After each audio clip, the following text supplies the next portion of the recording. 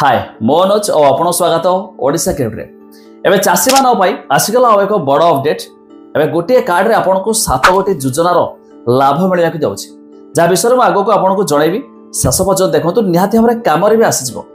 आपन जानिथंती एबे पीएम किसान योजना सीएम किसान योजना जेमिति कि चाषी मान बहुत सारा स्कीम अछि।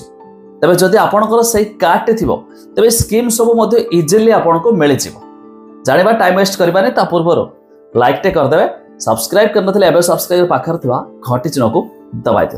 देखंतु एणिकी चाषी को मिलिबो अनन्य चाषी परिचय पत्र बा यूनिक फार्मर आईडी। एही परिचय पत्र रे आधार नंबर और मोबाइल नंबर सह रहिबो चाषीर जमीर मालिकाना समेत विस्तृत विवरणी। एही परिचय पत्र थिबा चाषी को सहजरे पीएम किसान सहायता मिलि पारिबो। हेले साथी पई पंजीकरण बाध्यतामूलक। सेहीपरि आगामी दिन में चाषी मंडी रे धान बिक्री करी सर्वनिम्न सहायता राशि एमएसपी पाइबाकू एही परिचय पत्र द्वारा मिलिबो योग्यता।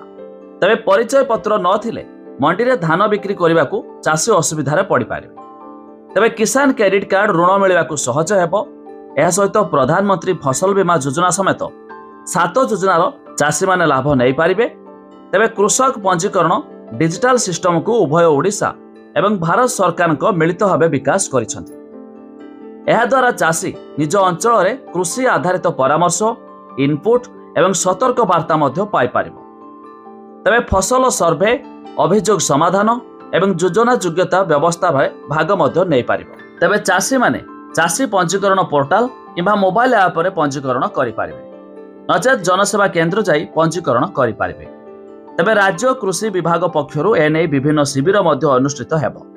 सेठारे सहायक माने चाषी पंजीकरण प्रक्रिया रे साहाय्य करियो बोली विभाग अधिकारी सूचना दैछंती।